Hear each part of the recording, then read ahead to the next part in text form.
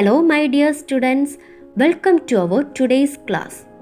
In the previous class, we studied about the role of teeth in the journey of food. Digestion begins in the mouth with the chewing of food. The digestive system consists of organs that are important for digesting food. These include mouth, esophagus, stomach, small intestine, large intestine, rectum, and anus.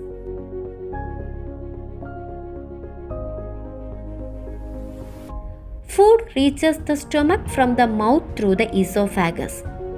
It is the wave-like movement of the esophagus which enables this, and this is peristalsis.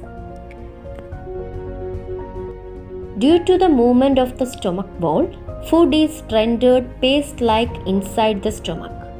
The digestive enzyme produced by the stomach digested the food chemically too. The small intestine is about 6 meters long. The digestion of food completed here.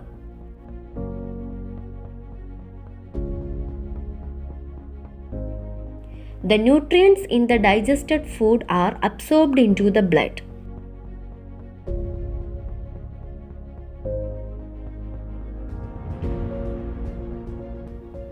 The next is large intestine.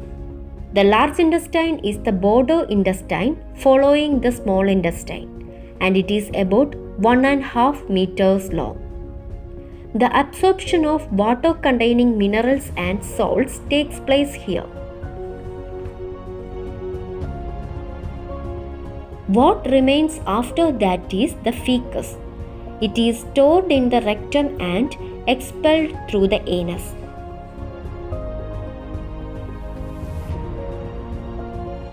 Look at the picture. Let's mark the parts in the digestive system. First one is mouth. Second one is the esophagus. Third one stomach. Fourth one small intestine. Fifth one large intestine, and the last one rectum.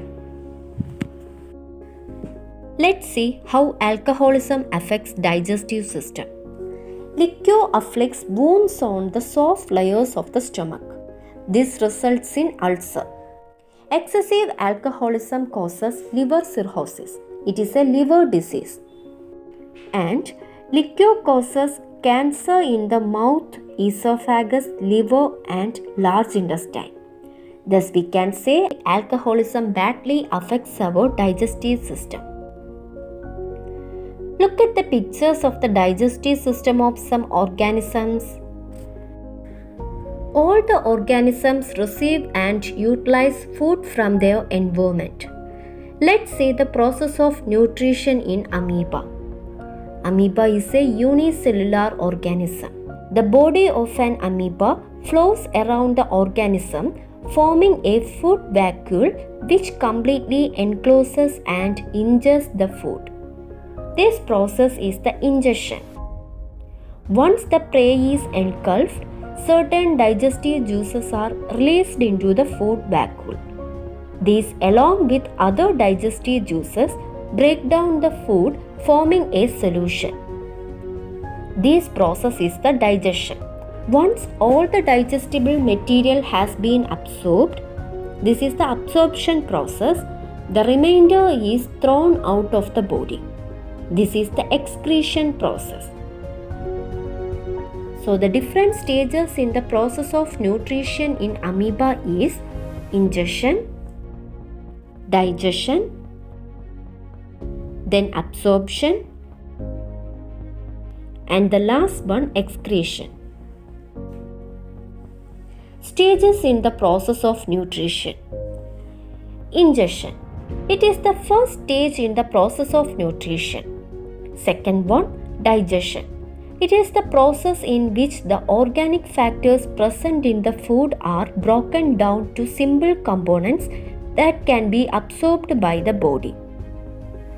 Absorption. The process of the digested food being received into the body is absorption. Next one is the assimilation.